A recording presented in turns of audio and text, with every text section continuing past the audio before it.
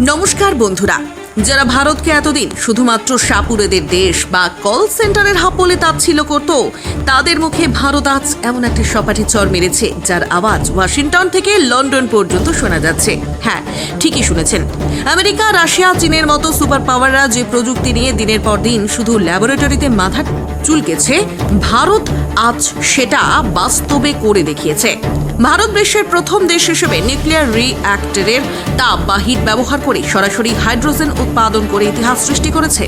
কোনো কারেন্ট নয়, কোনো ইলেকট্রিসিটির অপচয় নয়। তামিলনাড়ুর কালপাক্কামে অবস্থিত IGCAR Indira Gandhi centre for autonomic রিসার্চের বিজ্ঞানীরা এমন এক অসম্ভবকে সম্ভব করেছেন যা বিশ্বকে ক্লিন এনার্জির নতুন রাস্তা দেখাচ্ছে। আজকের এই ভিডিওতে আমরা এই গেম চেঞ্জিং প্রযুক্তির গভীরে যাব আর দেখব কেন এই আবিষ্কার পশ্চিমাদের ক্লিন এনার্জির অহংকারে সবচেয়ে বড় ধাক্কা। ভিডিওটা শেষ পর্যন্ত দেখুন, কারণ আজকের পর ভারতীয় হিসেবে আপনার বুক গর্বে 10 ইঞ্চি চওড়া হতে বাধ্য। এতদিন সারা বিশ্ব হাইড্রোজেন বানানোর নামে কি করে এসেছে জানেন? জল থেকে হাইড্রোজেন আর অক্সিজেন আলাদা করার জন্য তারা ব্যবহার করত ইলেকট্রোলাইসিস পদ্ধতি, আর এই ইলেকট্রোলাইসিসের জন্য দরকার হয় টন টন ইলেকট্রিসিটি বা বিদ্যুৎ। এবার ভাবুন, সেই বিদ্যুৎ তারা তৈরি করছে কিভাবে? সেই কয়লা পুড়িয়ে, না হলে গ্যাস পুড়িয়ে। মানে পরিবেশ বাঁচানোর নামে সেই পরিবেশেরই 12টা বাজানো। আর যদি সোলার বা উইন্ড এনার্জি দিয়েও করে, তার খরচ এত বেশি যে সাধারণ মানুষের ধরাছোঁয়ার বাইরে। কিন্তু আমাদের ভারতীয় বিজ্ঞানীরা এই ফালতু মধ্যবর্তী স্টেপটাকেই লাথি মেরে বের করে দিয়েছেন। কালপাক্কামে তারা যে প্রযুক্তি ব্যবহার করেছেন তার নাম কপার ক্লোরিন থার্মোকেমিক্যাল সাইকেল। কি করা হয়েছে এখানে? আমাদের ফার্স্ট ব্রিডার টেস্ট রিঅ্যাক্টর থেকে যে প্রচণ্ড তাপ উৎপন্ন হয়, সেই তাপকে ব্যবহার করে সরাসরি কেমিক্যাল রিঅ্যাকশনের মাধ্যমে জলকে ভেঙে হাইড্রোজেন তৈরি করা হয়েছে। বিদ্যুৎ দরকারই নেই। এই প্রযুক্তিতে বিদ্যুৎ ছাড়াই শুধুমাত্র নিউক্লিয়ার হিট ব্যবহার করে হাইড্রোজেন পাওয়া যাচ্ছে। এটা শুধু একটা সস্তা পদ্ধতি নয়, এটা একটা মাস্টার স্ট্রোক। যে বিজ্ঞানীরা এই প্রজেক্টে সফল করেছেন তাদের কুর্নিশ। এবার আপনাদের মনে হতে পারে বাকি দেশগুলো কেন এটা করতে পারলো না? এর উত্তর লুকিয়ে আছে ভারতের নিজস্ব ফার্স্ট ব্রিডার রিঅ্যাক্টর প্রযুক্তির মধ্যে।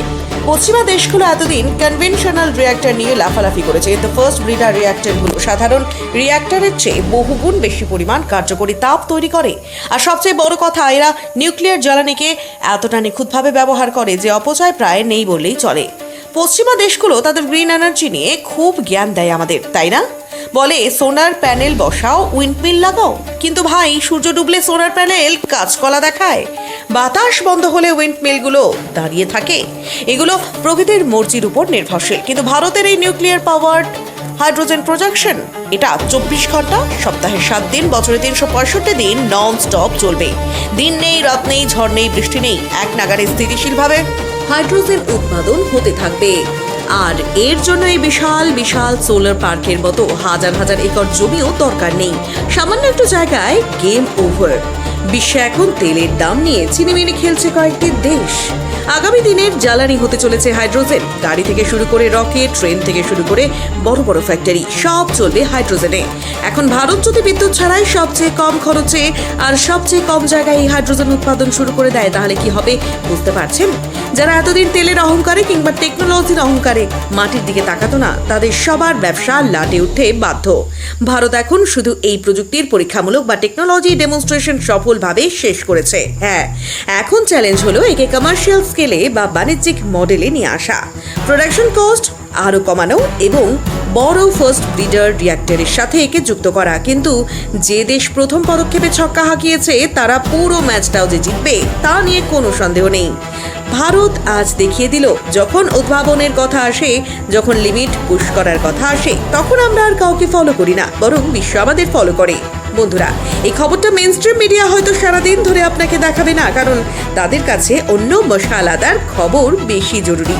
কিন্তু দেশের এই বিরাট জয়, আমাদের বিজ্ঞানীদের এই চরম সাফল্য প্রত্যেকটা ভারতীয়ের জানা উচিত। জয় হিন্দ, বন্দে মাতরম।